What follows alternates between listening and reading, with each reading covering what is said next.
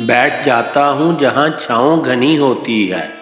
हाय क्या चीज़ गरीबुल वतनी होती है।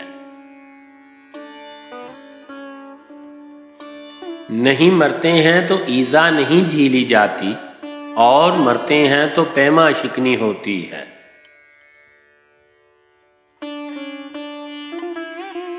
दिन को एक नूर बरसता है मेरी तुरबत पर, रात को चादरे महताब तनी होती है।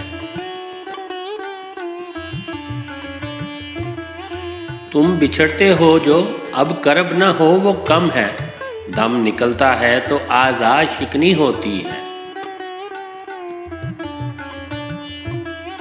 जिंदा दरगूर हम ऐसे जो हैं मरने वाले, जीते जी उनके गले में कफनी होती है। रुत बदलते ही बदल जाती है नीयत मेरी, जब बहार आती है तो तौबा शिकनी होती है।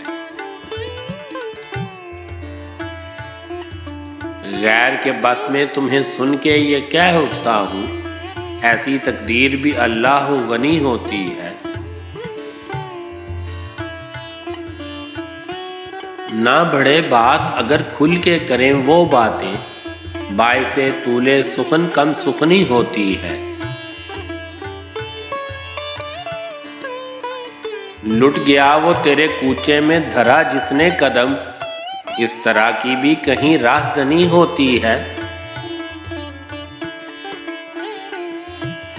हुस्न वालों को जिद आ जाए खुदा ये ना करे, कर गुजरते हैं जो कुछ जी में ठनी होती है।